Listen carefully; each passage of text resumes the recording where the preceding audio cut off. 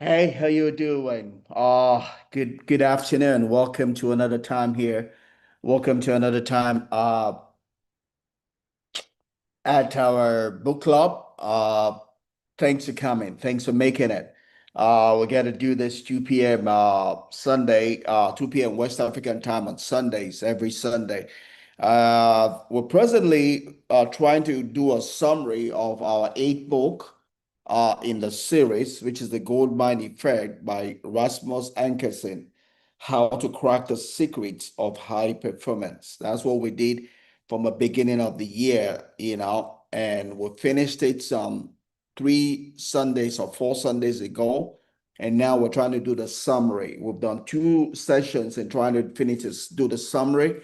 This is our third session here. We've gone chapter one, we've done introduction, chapter one, two, three, four, five in our 2 sittings. So we're going to start here with chapter six, and we really have chapter six, seven, and eight, 3 chapters to go. We'll see if we can finish it today. Great, if we can. Then we'll go on next week to our next book in the series, which is the confidence game, right? The confidence game that in this season of life seems to be where I am in a place of displaying confidence in everything that I do, and so just rhymes with, going through this book, The Confidence Game. Really, it's looking at it from a negative standpoint, looking at the con game, right? The people conning people, people that that defraud people, of their wealth, their riches, by playing on them, the confidence or con game. So we'll learn how people have used it to in a negative way to steal from people, right? And in learning that, we'll gain some wisdom to help us not to be conned. But we can also use the same principle, the same idea that is used to steal from people in a good way, to be able to win, in our own endeavors in the marketplace, win under the right principle, win doing the things that are within the ambit of the law, but we can learn wisdom, even though we're learning from an evil thing, we can use it in the positive thing. Like Maya Angelou would say, every law works in the reverse. So we're going to use the reverse of what has been used in a negative way and see how we can use it in a positive way, right? To help us go through the confidence game, talking about the philosophy, the psychology, of conning people. I got 2 books that probably will help support us as we go through this, so we can hopefully get the maximum value from going through this. I got 2 books to help us. One is called The Art of the Con, or The Art of the Confidence Man, or the con man, or the con person, confident person. So this was done by someone who used to be a con person. He's gone to jail, and he spent his time to write this book based on his experience as a con man. So this is written by a con man who has paid the price for his con. Has gone to jail, come out, and is sharing with us, as someone who has come to the right side, sharing with us the dark side. So good book, good book. Also, another book that goes in line with that is called The Big Con by David Murray, the story of the confidence man, or the con man. So another book that will support us as we go through the book, The Confidence Game. So hopefully we're going to be reading 3 books for the price of one as we go into our ninth book. And maybe more books will come along as we go along. But for now, it's going to be 3 books we're going to be reading as we go into our ninth book. But for today, let's see if we can finish our eighth book in the series, The Gold Mine Effect, cracking the secret of high performance. This has been a blessing to me as we've done it during this year, and I'm applying it in every area of my life, and my performance level is gone up, in the way I relate to people, I do my business, relate to my workers, you know, uh, my investments, my office place also, right? I get to apply this in every sector of life for me. So it's been a blessing for me. I hope it's been a blessing for you also, for us, for the ones you followed. Today will be our third take on the summary, and hopefully we can get a finish the summary today and be able to go to our next book, Confidence Game, next week. All right, let me bring up my slide like I typically would do, and we'll enjoy our time together. Alrighty. I know you can see my slide. We finished chapter 5, yes, last week. We're going to start here with chapter 6.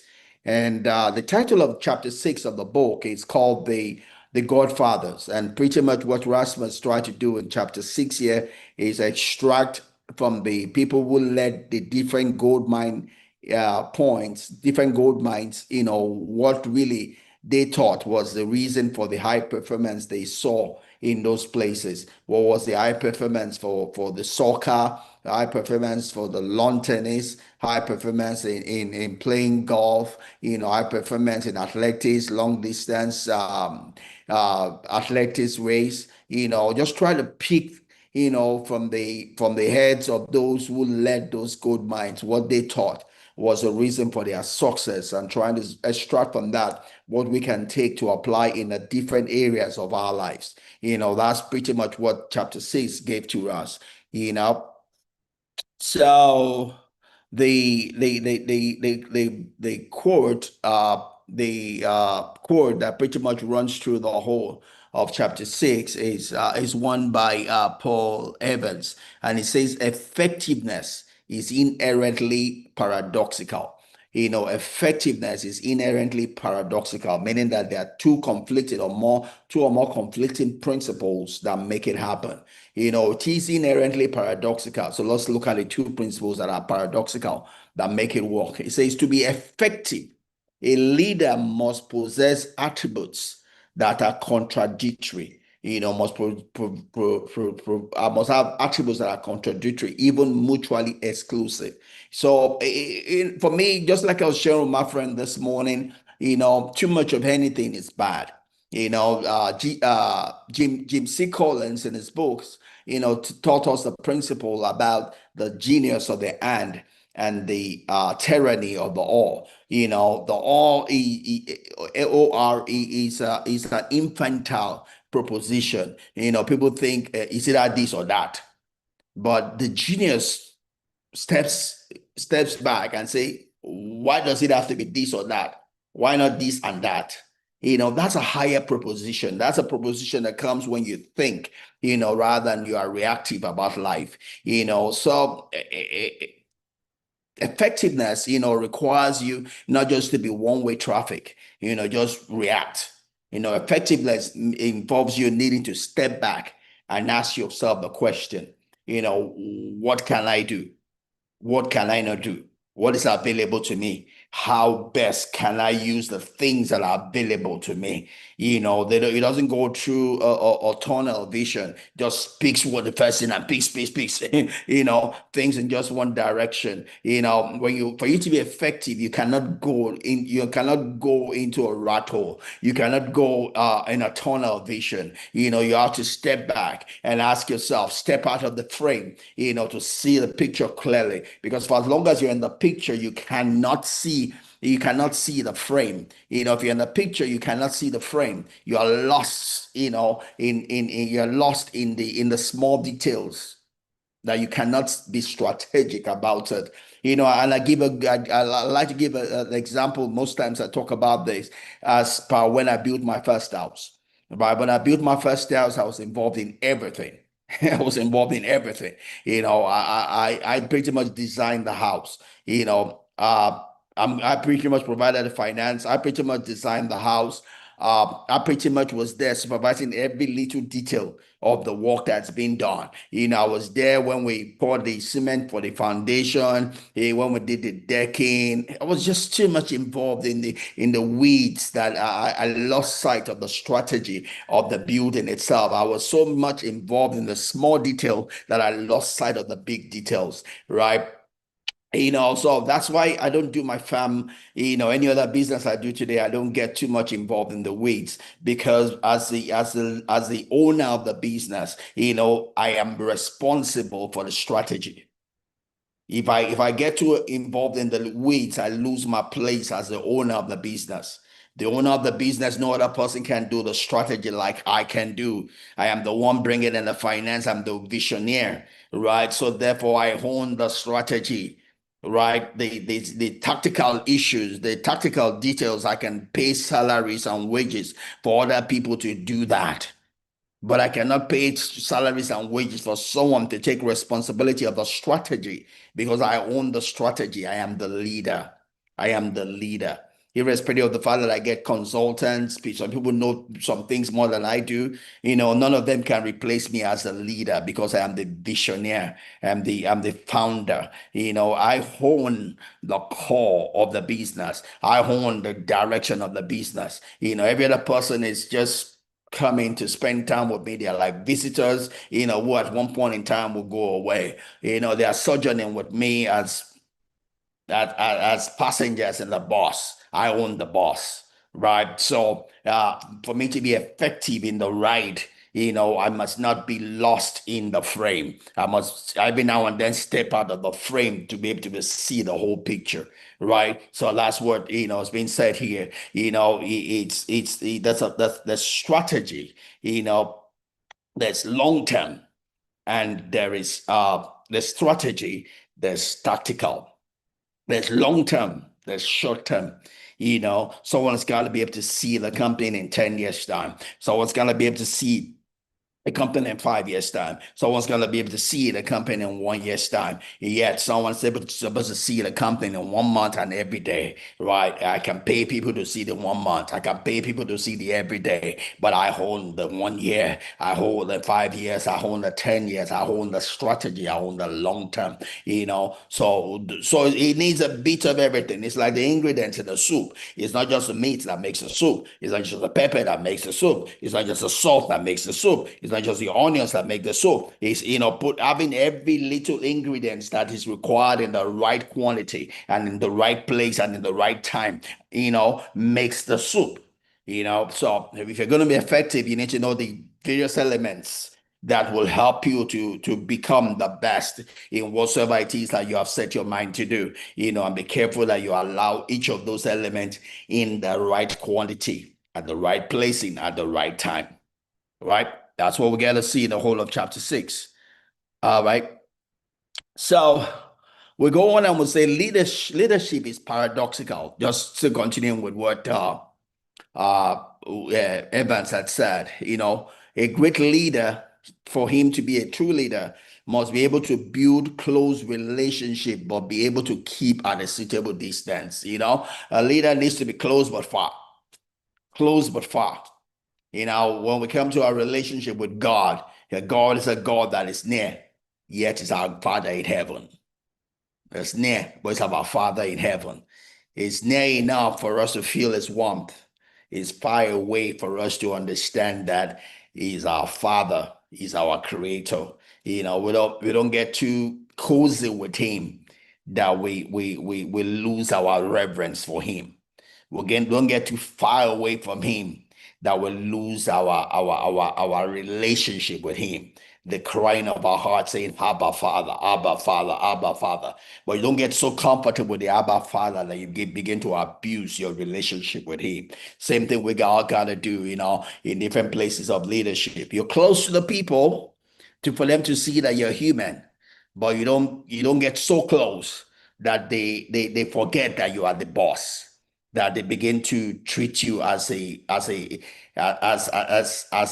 same level as them, such that they disrespect your authority, they disrespect your placing, they disrespect the requirements of your job. So it's an healthy balance. It's an healthy balance. It's not a one-way traffic. It's an healthy balance, close enough for them to see that you're human, and you see them, you understand them, far enough for them to know that they're answerable to you, right?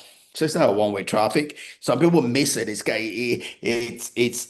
has a bit of a strategy to playing that. It's an act of life. It's not a one-way traffic. You don't just learn it. I mean, you don't just buy it in a market. You learn it by practice. You learn it by practice. Knowing when to be soft, when to be hard, when to be close, when to give it some distance. It's an act of leadership. It's an act of life. You learn it by doing it, right? So leaders also lead from the front, yet hold themselves in the background. You lead the peoples enough to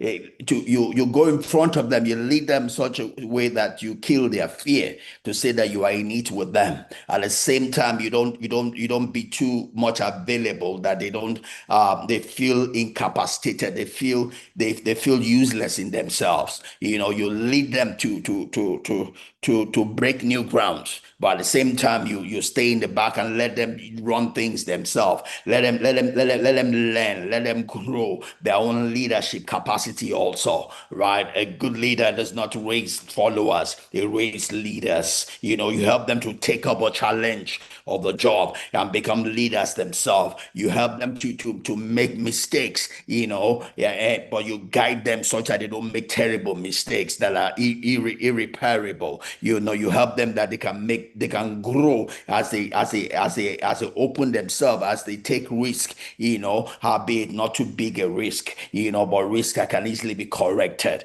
You help them to become comfortable in that which they are doing. You open the door for them, but you let them go. But as they are going, you don't stay too far so that they don't make the mistakes that will kill them. Right? So, all right, a leader also is in control at all times, but trust their people to be willing to relinquish some of the control to them, right? You are always overlooking, the whole business. At the same time, you are not micromanaging your people. You allow them to blossom. You allow them to do the things their own self to grow. You give them room to grow. You trust them. You trust them. Yeah, albeit when that trust is abused, you are there to correct it, either by taking away,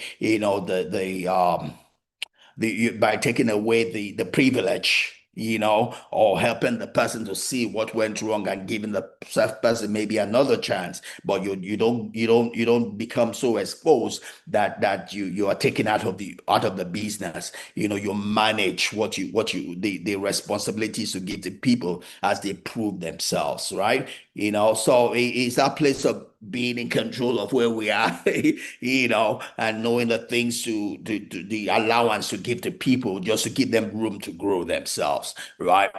You don't micromanage, but you still stay on top of your business, right? So a leader is visionary, but they keep their feet on the ground, right? You are the one that knows the 1 year plan, the 5 year plan, the 10 year plan. But at the same time, even though you are not too involved, in the everyday plan, you don't you're not lost in what they are doing. You have an idea of what is being done, and when things are amiss, you know when to step in. You are the visionary, but you don't lose sight, of what makes the big vision. As much as you have the 1 month plan, you have the 1 year plan, you don't let the 1 day plan go so much astray that you are not going to achieve the 1 month plan. As you don't get too much involved in the everyday plan, but you are checking to be sure that they have the right direction, right? They are not moving anti the plan of the 1 month, because if they're anti on the day, you will not get it on the month, right? The days sum up to the month sum up to the year, the 1 year sums up to the 5 year, the 5 year sums up to the 10 year. So you're in control of the direction of your company and the people that are working for you, right? They create a consensus, but they are willing to make decisions against the majority if necessary. You kind of get consensus. You allow the people to be involved in the decision making. However, you're responsible for the final decision. So even though there's a consensus, if it doesn't match up with the strategy, the strategic intent of the company, if it doesn't match up with the mission of the company, if it doesn't match up with the vision of the company, you are not going to let, because they have majority sway you away from the reason for your existence. So as much as you want to get consensus, you know when to, not go with consensus and put your foot down, because you are the owner of the vision, the mission, the strategy, the strategic intent of the company, the core, the being, the values, the ethics of the company. So you will not stand, give way to consensus anytime it goes against, what the company stands for. Right. So you know when to say yes, you know when to say no. Right. So great leaders are flexible. That's probably what we said. Great leaders are flexible. Leaders that are rigid. They are not strong leaders. Strong leaders are flexible. They know when to say yes. They know when to say no. They know when to let go. They know when to hold back. Our only security is our ability to change, says John Lilly. If you can't change, you cannot evolve. If you can't evolve, you become extinct, right? If you cannot change, you cannot evolve. If you cannot evolve, you become extinct, right? You need to know when to pivot, and you pivot, in a way that you don't lose the purpose, the intent of your existence. You stimulate growth, but you strengthen the core. You stimulate growth, but you strengthen the core. You stimulate growth, but you strengthen the core. So bad leaders are static, right? They're not flexible. The only tool they have is a hammer, and therefore they tend to see every problem as a nail, right? So bad leaders, they are not in control of themselves. They don't own themselves, so they're very, very edgy. They're very edgy because they don't have control of themselves. They tend to want to control other people, right? They micromanage because they don't have control of their own self, right? So we need to avoid that. So flexibility in leadership means a leader's ability to adapt their approach and style to best suit the situation, the team, the goals, rather than adhering to a rigid one-size-fits-all approach. It's and it helps when you know who you are, you know what you have. The more you do that, the more you can adapt it to any situation. When you see people that are one-way traffic, it must be like this for every situation. It's because they don't have confidence in themselves. They don't have confidence in a process they're also trying to imbibe. Because of their insecurities. There's insecurity. Is what makes them rigid. They feel that it must be this. If it doesn't, it won't work. But you see, when you understand the process, then you know how to do some tweaking around it to fit the particular situation, the particular timing, the particular location, the particular set you're working with.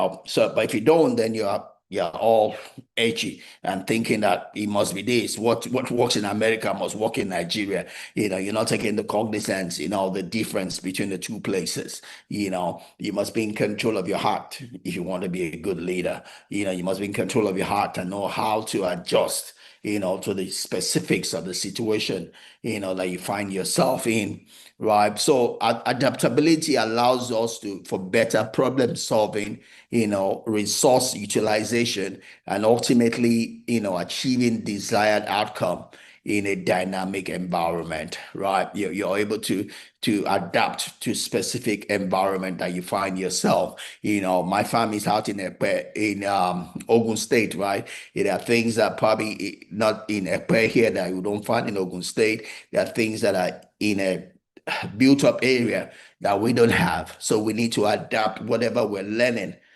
from those built up areas to the village that we find ourselves, so that's what makes us successful. It's not a one-to-one correlation. The principles are the same, but the principles are the same, the truths are the same, the laws are the same, but the environments are different. So we have to then interpret what happens in one environment, interpret it to fit the reality that we're applying it in another environment. That's why you will hear investors will tell you that past successes does not guarantee you present success, right? Yeah, we're telling you that we're good yesterday doesn't mean that we're going to get the same fantastic result today because whatever we learned from yesterday, we have to adapt it to the realities of today, to the realities of today. I put out a quote this morning, talking about turbulence. He says the problem with turbulence is not the turbulence itself, but it's people trying to use yesterday's logic on today's turbulence. That's where you fail. Yes, yesterday's logic was good, but it's not a one-to-one relationship to the problem I'm facing right now, right? I've take the logic, I've take the wisdom. What was the wisdom in that logic?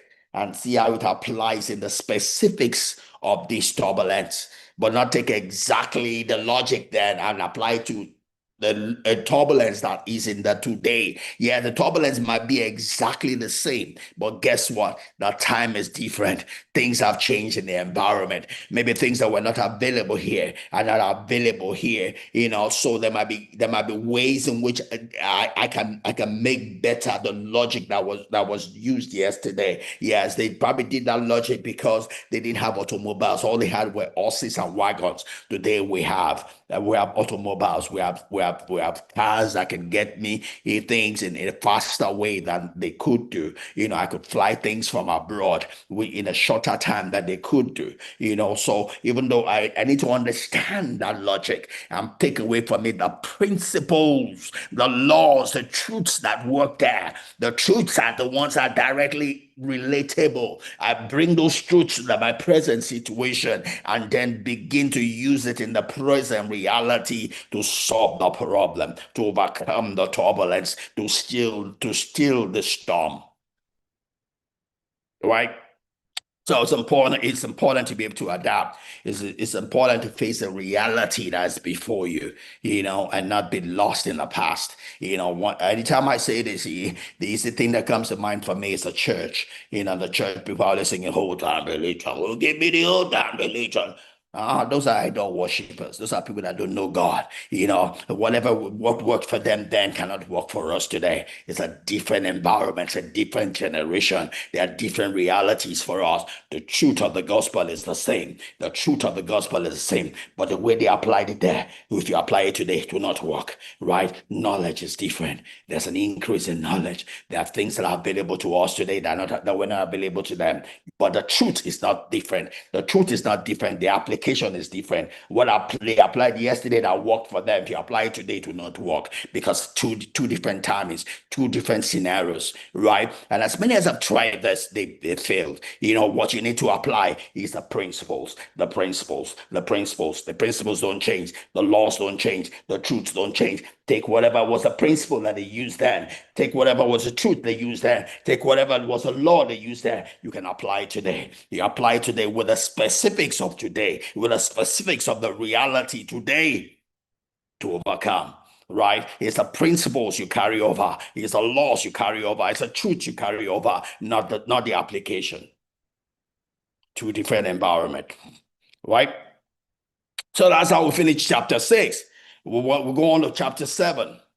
Uh, so chapter 7, he's talking about raising kids. I love this. With chapter 7, we're able to read two additional books. The book referred to two other books, and we read those two other books along with reading chapter 7. It was the aim of a tiger mother, talking about a Chinese woman, how she raised her kids, and the way she raised her kids is similar to the way we raise kids in Africa, against where the way most Europeans and Americans raise their kids, the restrictions they have, as against the restrictions we don't allow to have.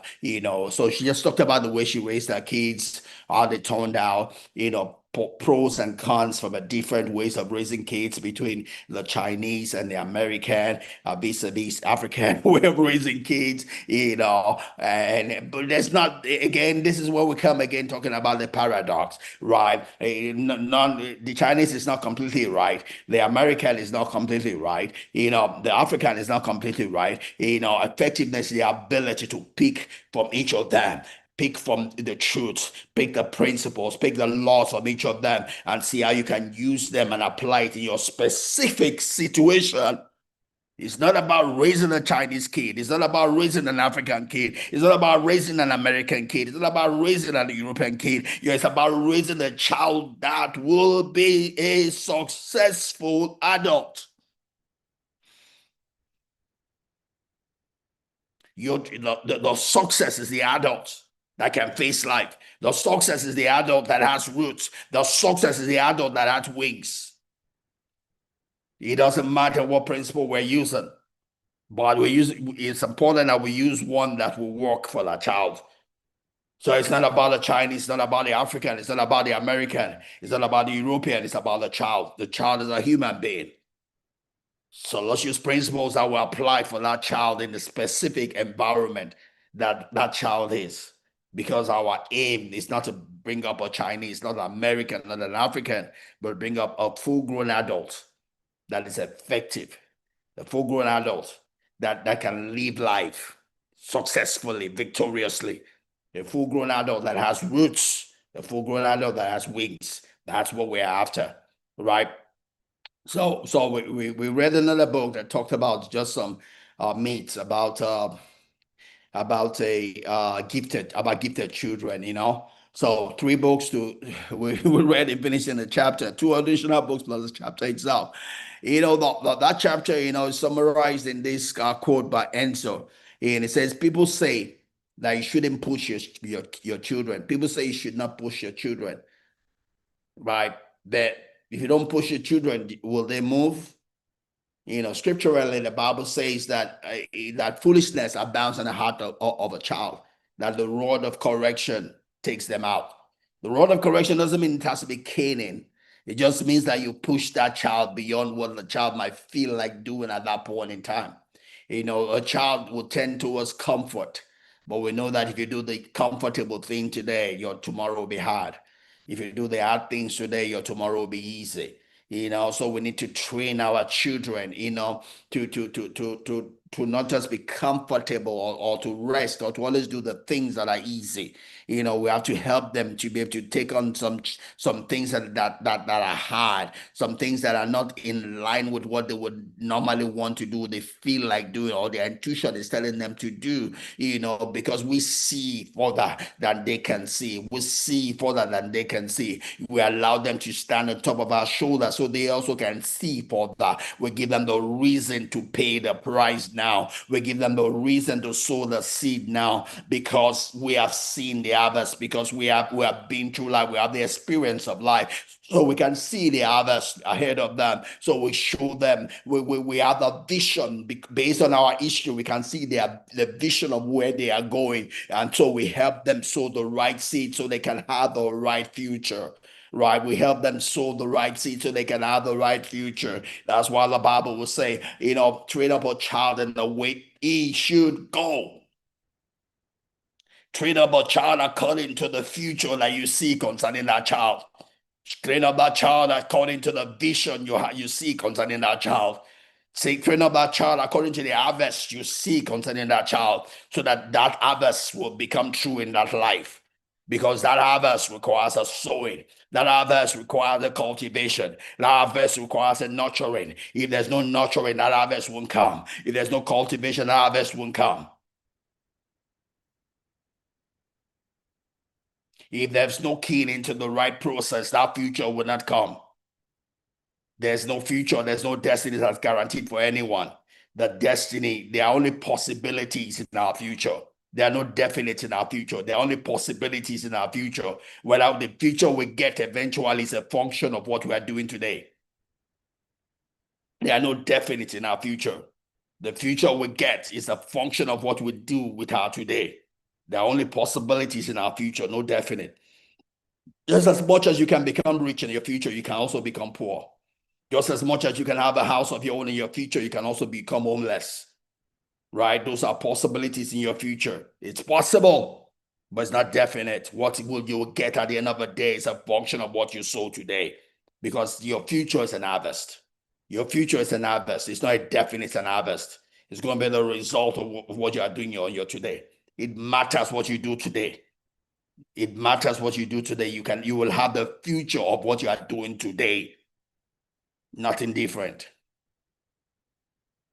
So our quote here ends up would say, people say that you shouldn't push your children, but I feel the opposite. I feel the opposite. You have to push your children in the direction that will give them the future that they will like. They can't see the future right now.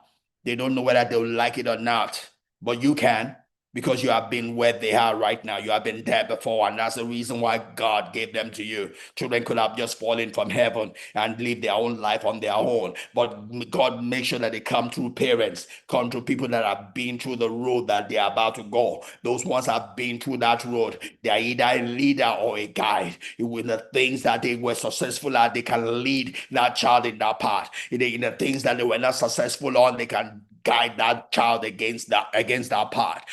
So God puts the lonely in families. God brings children to parents because He wants us to pass on to them our experience of life. He wants us to pass on to them our experience of life. That's why the Bible says that obey your father and mother. This is the first commandment with a promise. It's a promise. That promise is as well telling you what the harvest will be. Right, it's the first commandment, a promise, because if that child obeys that, those parents honors their word, honors their pilgrimage, honors their leadership, honors their guidance, that promise will be that child's own. That promise is tied to that child being able to properly engage with the parents, properly engage in the parents in such a way that that child is learning from from what their success, is learning from their mistakes also, is learning from their success, is learning from their mistakes also. That child is standing upon their shoulders and is able to see further, is able to go further than they've ever been, because he's using their own experience of life. It's not having to reinvent the wheel. It's not having to reinvent the wheel. It's not having to make the same mistakes that they have made. But it's building from where they stop to go further, to see further, to go further, to see further, to go further, to see further. Right? So if you're going to help your children, you need to unfold their potential. If you see a potential in them, you need to help them unfold it. Don't be easy on them. Yeah, but either be whatever you're doing, let it be age appropriate. Let it be time appropriate. Don't push them too much that they will break. Push them only enough that will make them move. Don't push them too much that they will break. Push them enough to be just to move them forward, move them in that direction, push them in that direction. Let it be age appropriate. Let it be time appropriate. Let it not be because you are trying to live your own life through them, but you are trying to make their potential to come to life. You are trying to make their potential not to go to waste. You are trying to make the grace upon their life not to go to waste. Let it be because of them, not because of you. Not be because you're trying to heal a old wound, but because you're trying to be a blessing to this one. You're trying to pass your lesson to them. You're trying to pass your lesson to them. You're trying to pass the benefit of your pilgrimage to them. You're trying to say, if this was my own self, this is what I would have wanted someone to say to me. This is what I would have wanted someone to do to me. And you're doing it to them for their benefit, not my benefit, for their pride, not my pride. Right? So we help our children to unfold their potential, to become who they are made to be. Right? So that's what the whole chapter talks about. Let's go into it. So foolishness, Proverbs 22, verse 15 says, foolishness is bound up in the heart of a child.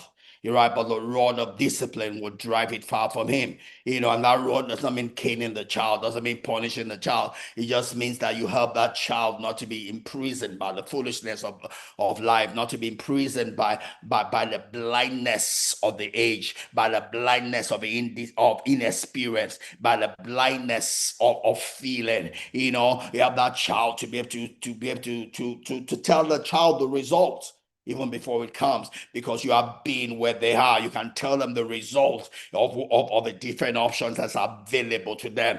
Give them wisdom. That's what the Bible is saying. Yes, sometimes it might be whatever, but that needs to be age appropriate, situation appropriate, and you're not doing it because of yourself. You are doing it because of that child.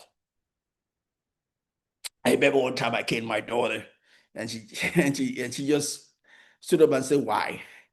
It took a lot of energy to do that, but she knew I loved her. I was just frustrated at that point in time trying to teach her something she was forgetting, you know. And in my frustration, I came there, but she was wondering why she was limited. She wasn't intentionally not absorbing what I was trying to explain to her. It was just a limitation of her being. And it didn't come by caning for me to find more effective ways to communicate to her because she's not intentionally holding back. She was just limited, right? So we need to understand our children. We need to understand our children, avoid comparison. Don't try to make the fish in them to compete for running. Don't try to make the monkey in them compete for swimming. Find out what is in them. Find out what they have dexterity for. Find out what they have dexterity for. Find out what they have they have the qualities for and seek to develop that. Don't try to force on them what they don't have. Develop what they have, develop what they have, develop what they have, develop what they have, develop what they have. Don't try to force on them what they don't have. Don't try to make a fish a monkey. Don't try to make a monkey a fish, right? That is wickedness. That is you trying to lead your life in that child. If they don't have the dexterity, if they don't have the basic requirement for that particular task or that particular direction, find out what they do have something for. Don't force them along a path that they don't have the basic requirements for. Don't frustrate them. Don't make them hate life. Do something that you can build on, that they have, you can build on. They have, you can sharpen. They have, you can sharpen. You can build on, you can sharpen. Don't try to put in there what is not there. You're not God. You're not God. Each of us come into this life shaped for function, shaped for purpose, everything that we need, for the purpose that is meant for us. But for the part of God that we're meant to exhibit in this life, we have. It's not something we're going to get, it's something we have. Parenting is sharpening what we have, building what we have, not trying to force on us what we don't have. Right? So you need to understand your child and know what it is that you are building. You're building, you're giving expression to in that child. Right? So the emphasis that children are not inherently moral beings, but have a natural inclination towards foolishness because of their lack of experience. All right. So this is not judgmental on your children, but a statement about human condition. Obviously, we're all limited, right? We just help our children from where they are. All right. So the proverb, 22:15 suggests that children need to be taught. They need to be corrected to develop wisdom and righteousness. They don't bring that from heaven. We need to help them, you know. Yeah, Proverbs 22:6 talks about training up a child in the way he should go. Train the child in the way according to the vision you see in that child, the harvest you see in that child, the future possibility you see in that child, so that that child can attain, that child can enter into the heaven that is prepared for that child, into the robot that is prepared for that child, into the wealthy large place that's prepared for that child, right? So let's help our children to attain, right? That's the essence of parenting. So Jaime here talked about some attributes of a Chinese mother, which will also be like attributes of an African mother, based on our own evolution.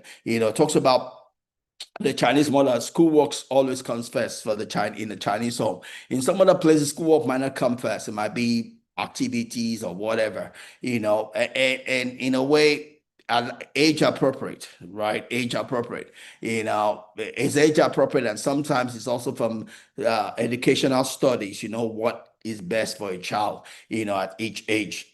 I know when we lived out in California in Bakersfield, and my children were well, none of them started from kindergarten, but my last started from class one, in primary one,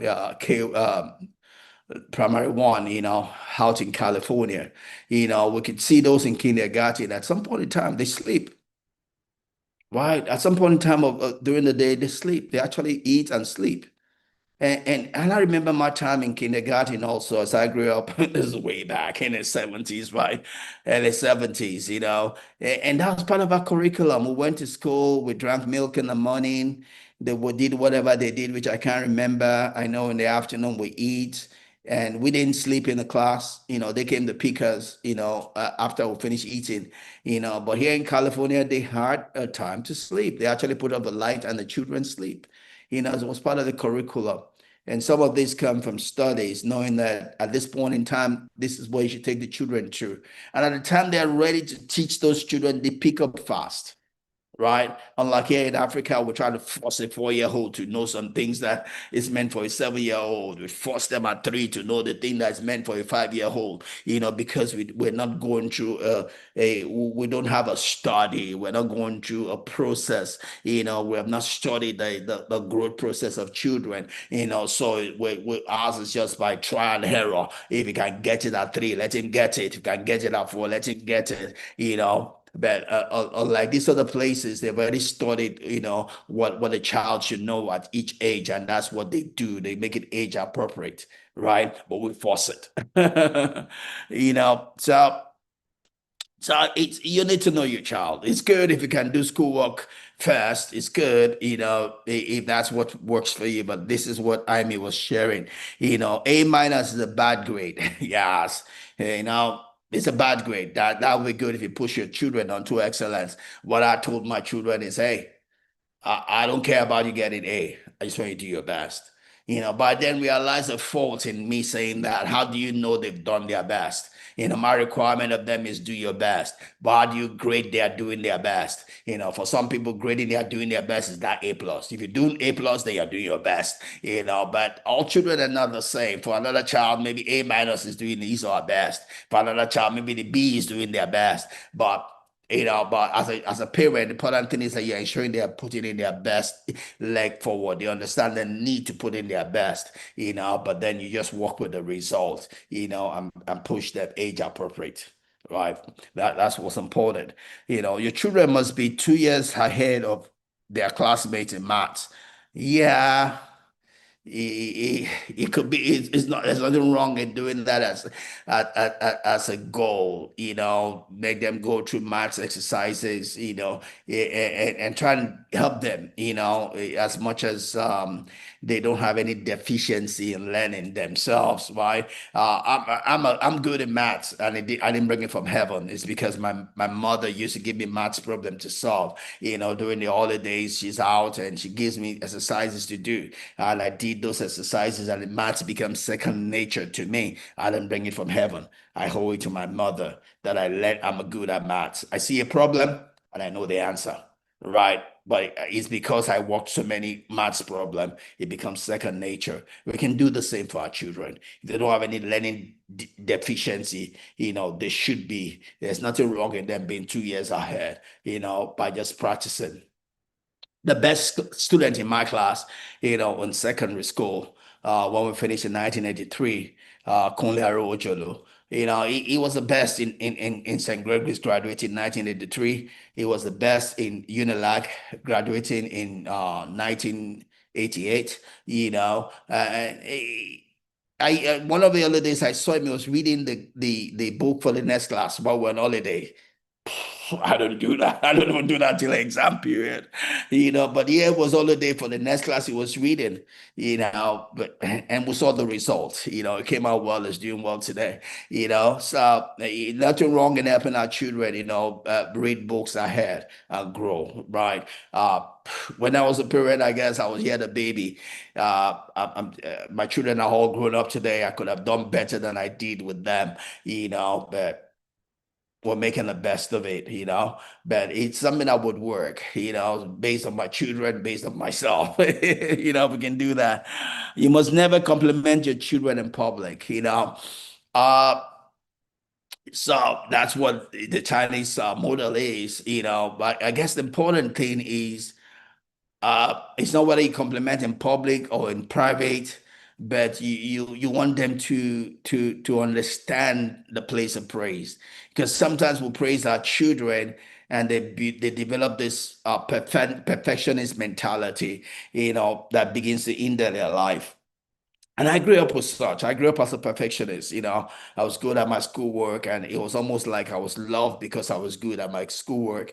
And probably that's one of the reasons why I always strive to be good.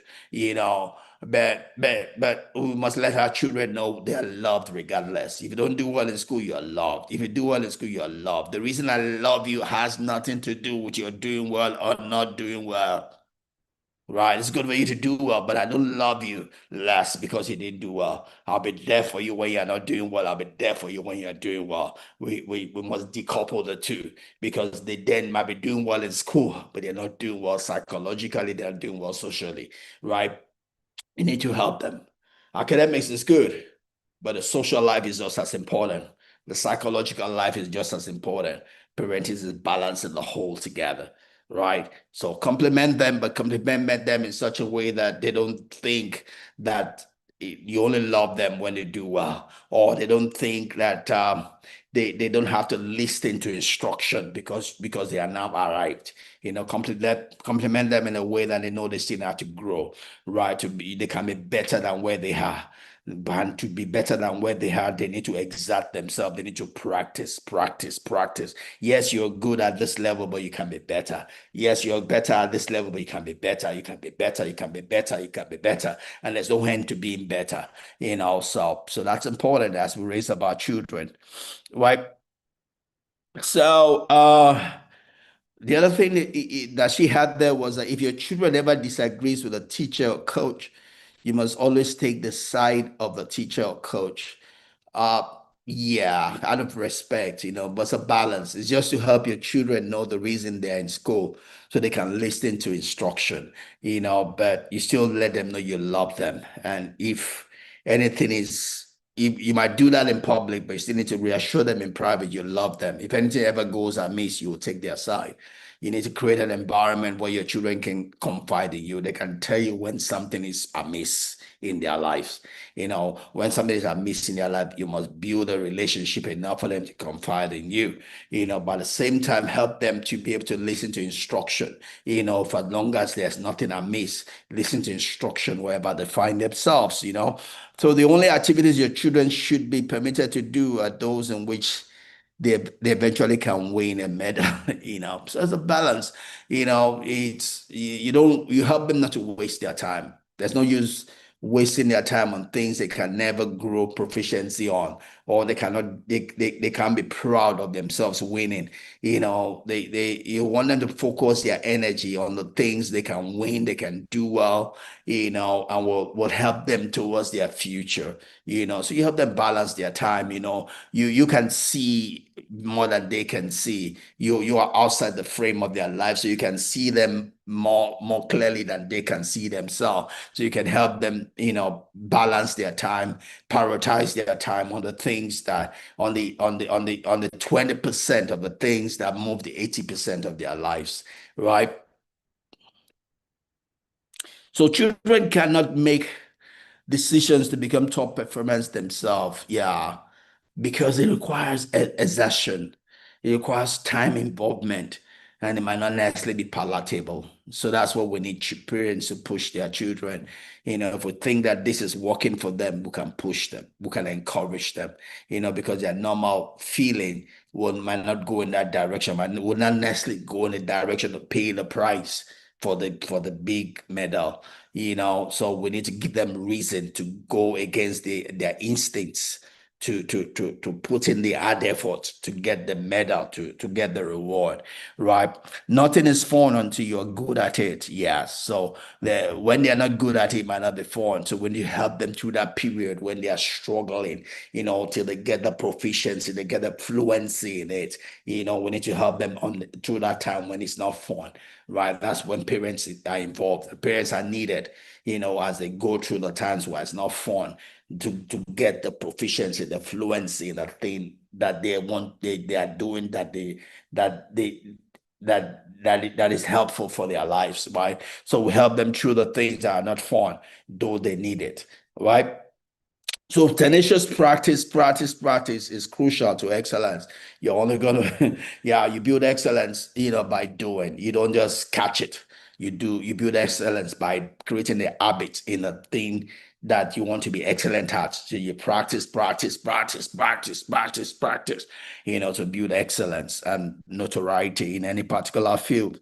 As kids gain mastery in a thing, they develop motivation to do more of it. Yeah, you're gonna be motivated as you gain mastery. As you have fun in doing what you do, you get motivated. I'm motivated to do this because I'm gaining mastery in doing it. The more I do, the more fluent I am at it, the more confident I am at it, the more it's becoming a second nature for me, the more I want to do. Right. At the beginning, maybe sometimes I struggle. Anybody listening is it flowing? But the more I do it, the more I see the results in my life, the more I see areas to apply to my daily life. It becomes a second nature. It becomes something that I just do.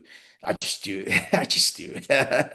Same thing with our children. As they gain proficiency, they gain motivation to do whatever it is they're involved in. Right.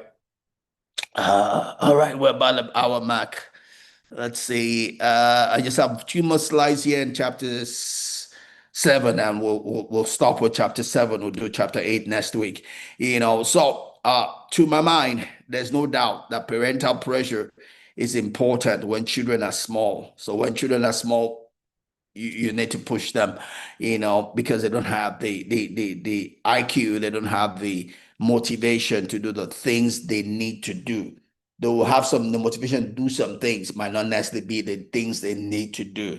So we need to direct them to do the things they need to do because of the future we see concerning them. We want concerning them. We believe they will also want, but they can't see it today. But we can see because of our experience of life, right? They are not able to motivate themselves. They need to be pushed.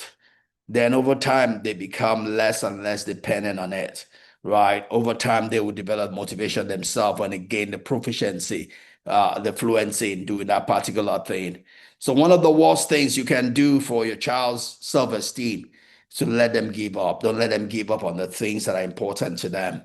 Unless both of you have seen it and you've seen that they don't have the basic acumen, they don't have the basic side to that thing. But if they have the side to it, your job is to help them to build it, find help, find instructors, find coaches, find groups that would help them build that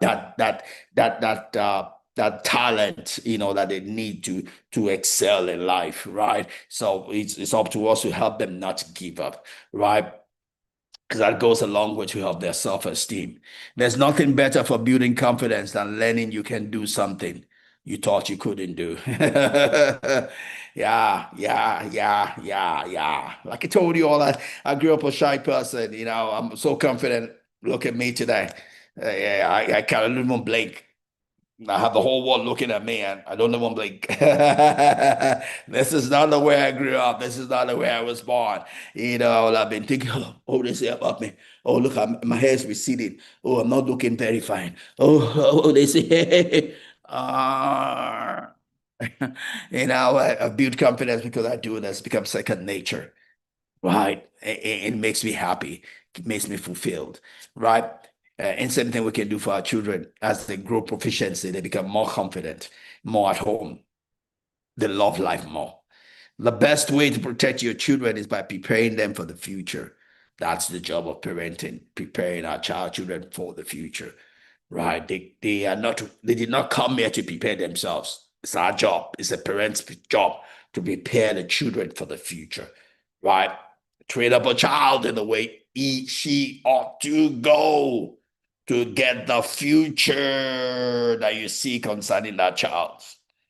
It's our job to prepare them for the future. They can't prepare themselves. That's the job of a parent. So letting them see what they're capable of is our job. And harming them with the skills, work habits, and inner confidence that no one can ever take away. That's our job, to harm our children with that. Right? So that's what is called parenting. That's that. Without that, you are not a parent, right? Parenting is about giving your children what they need for the future, the skills, the qualifications, the proficiencies, the fluencies. Our job is to help our children to have both roots and wings, roots and wings, roots and wings, help them to know themselves, help them to be confident in themselves, and help them to have the things that they can use to win in the marketplace. That is the job of parenting, right? They're not going to get it anywhere else. They came through us to be given what they need to excel in life. Let's not fail at doing that. Wow. Thanks for coming along with me. With Heat the Hour Markets. I'm going to stop here. So we're able to do chapter 6 and 7 today. Next week, we're going to close with chapter 8 on this summary session. And the week after, we would go ahead and start with our new book, the confidence game. I'm so excited about it. I'm so looking forward to it, and my life is already practicing it. That's what I do every day. I tell you about our workout, after I finish working out, guess what does to my body? Confidence work. Like I say, also staying here. You can see how I'm not resting my back. I'm standing strong. I'm only able to do this because my body's answering to me, right? This talking to you also is a confidence game. Guess what? If I come here and talk to you as someone that's not confident, I'll be unbelievable. There will not be a congruency between what I'm saying and who I am. Therefore, you will not believe or receive what I'm saying. What I'm doing here is called a confidence game because the way I'm talking to you is a confidence game. Guess what? I'm working in your psyche. Your psyche, the psyche I'm walking on believes that what I'm saying, there must be some truths in it because of the way I'm sitting straight, the way I'm talking, the confidence I'm talking is rubbing off on you also. It's a game of life. You can learn how to do it to excel in any specific area of your own life. So I look forward to doing that together with you. All right. Till next week, I come back again. Enjoy your week. God bless you. May this week be victorious for you. May it answer for you in all good things. I'll see you at the same time next week. God bless.